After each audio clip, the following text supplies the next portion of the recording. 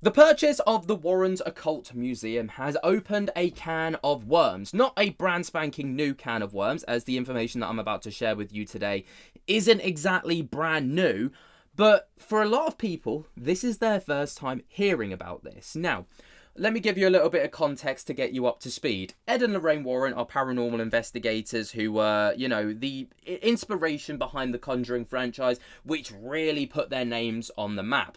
They basically sold their lives to Warner Bros. To create movies about any of their cases that they so wished, and Annabelle became by far the most popular, and it is basically a cult classic now within the horror scope.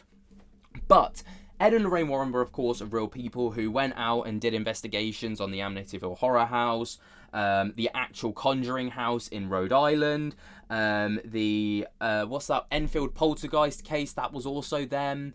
They were there, obviously, for the Annabelle doll and all sorts of stuff, right? But it's come...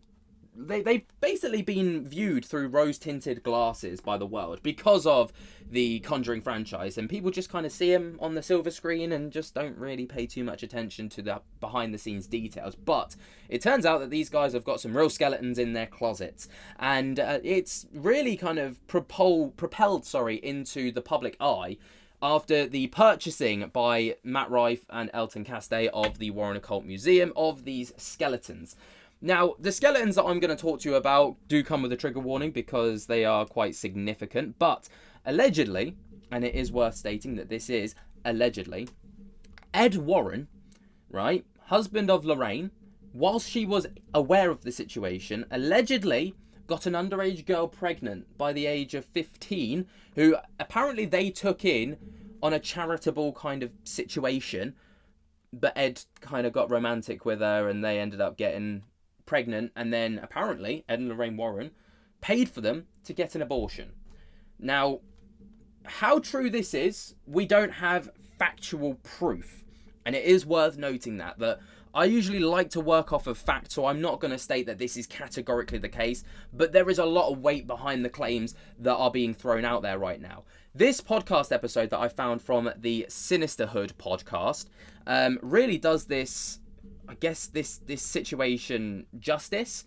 Have a little listen to this. Not aware. We've all learned that Ed Warren kept a 15-year-old girl that he got from a bus. He picked her up on a school bus and kept her as a partner against her will. She says at least at 15 she would have been, and then up through the ages, and that Lorraine knew about it the entire time. It's crazy business to me that nobody else is mentioning this. It pisses me off so much anytime I see anything about those two. That should outweigh any of their other legacy. First of all, they're scam artists. Yes, completely. Second of all, they're criminals and sex predators. So didn't he get her pregnant? It is my understanding one of the allegations is that he impregnated her and that the couple paid for her to obtain an abortion. But again, anytime the Warrens come up and it's not preceded with sex predator couple, Ed and Lorraine Warren, I'm just like, everyone's burying the lead. And I really don't think a lot of people know. And it's true, a lot of people don't know. You can just take a look in the comments and the people are saying, how have I never heard about this? It's my first time hearing about this. They are legends and the nicest people. I don't believe any of this, right?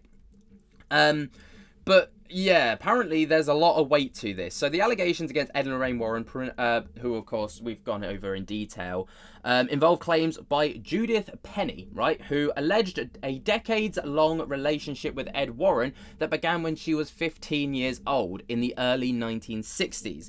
Of course, that would make her under the legal age of sexual consent, which means that Ed Warren allegedly was a PDF file. According to Penny's 2014 sworn declaration, Ed, who was then in his mid-30s, initiated a sexual relationship with her with Lorraine's knowledge. Penny lived with the Warrens for about 40 years, initially in their home and later in an apartment above it, and was presented to others as a niece or a girl that they took in out of charity. Now, that already kind of raises alarm bells to me personally, because if you're not willing to kind of talk about the true nature of why this person's here, or you're doing it under a charitable guise, maybe it was, but if you're going to do it as a niece, that tells me that you probably know that there's something a little bit shady about all of it. Anyway, back to the claims. Penny claimed that in May of 1978, when she was in her 30s, she became pregnant with Ed's child. She alleged that Lorraine, concerned about the potential scandal that could damage their paranormal investigation business, persuaded her to have an abortion. Penny further stated that the Warrens instructed her to lie and claimed that she had been raped by an intruder to cover up the pregnancy, which she refused to do. She recounted being left alone after the procedure while the Warrens went to give a lecture. Additionally, Penny alleged that Ed was physically abusive towards Lorraine, claiming she witnessed him strike Lorraine so hard that she allegedly lost consciousness on at least one occasion. I mean, yeah, it's pretty shady stuff. These allegations surfaced publicly in 2017 through a Hollywood Reporter investigation tied to a lawsuit against Warner Bros. Over the Conjuring franchise, which portrays the Warrens as a loving, devout Catholic couple. The lawsuit filed by the producer Tony DeRosa Grund claimed that the studio was aware of these allegations shortly after the first Conjuring film's release in 2013, but proceeded with the sequels depicting the Warrens' positivity.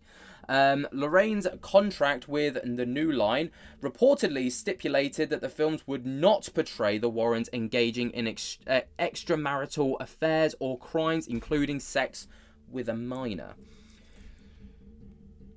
I think that really does scream volumes, doesn't it? Anyway, the Warrens' attorney Gary Barkin denied these allegations, stating that Penny was not Ed's lover, but a woman the Warrens took in at 18 due to her difficult childhood. The couple's daughter and son-in-law also claimed that they saw no evidence of such conduct. Lorraine, who was declining health at the time of the 2017 reports and died in 2019, did not respond directly to the allegations, and Ed died obviously back in 2006. Now, a lot of people, alright, and it has to be said that I do like to kind of play both sides with this kind of thing. Obviously, the allegations are heinous, and I would never want to stick up for someone, and if there was proof of it, I wouldn't even attempt to. But the contrary argument from skeptics of this story believe that Penny is just trying to kind of cash in on the Conjuring moolah, right, by, bringing up these kind of allegations. And it's worth noting as well that these allegations have not been brought up since. Alright, so this was a one and done kind of story. Maybe, Judith Penny felt like going through those traumatic times was enough, because trauma, of course, is a very powerful thing. And it may have just been too much to even mention it the first time round. It has to be said. But these aren't the only allegations that are being launched against Ed and Lorraine Warren, as they're also being, putting their legacy through the fire through alleged fraud and fabrication in paranormal investigations, such as the Amityville horror case, inconsistent accounts with regards to multiple of their stories, and staged evidence. So Judith Penny even alleged that she helped Ed stage photos to prove paranormal activity, such as posing as a ghost in a white sheet for a video of the White Lady at Union Cemetery in Eastern Connecticut. Obviously, this is quite some intense allegations, and Judith Penny is kind of at the heart of these.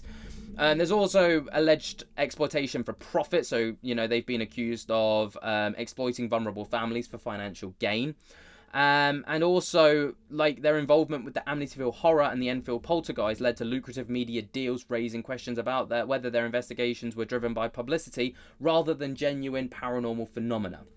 That is the argument that's being made against them. A lot of people, say that is wholeheartedly their sole reason for doing this, and a lot of people say no, they were genuinely good people.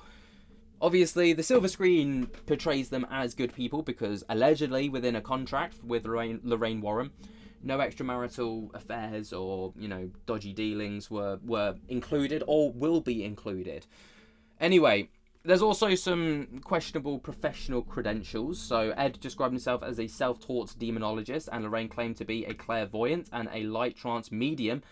However, many people have stated that those things don't even exist. And the New England Skeptical Society, through investigators like Steve Novella and Perry DeAngelis, scrutinized the Warrens' methods, and with some of them dismissing him as hucksters who lack credible expertise in anything that they claim to do. Obviously, these claims, again, I have to say, are alleged, so nothing is factual within what I've just, well, as far as we're aware, as no evidence has been brought forward against Ed nor Lorraine Warren to back the claims being made, but it's shady AF. Let me know what you guys think down in the comments below while you're down there. Jump scare the hell out of that like button and subscribe, and until next time, I'll speak to you later. Peace.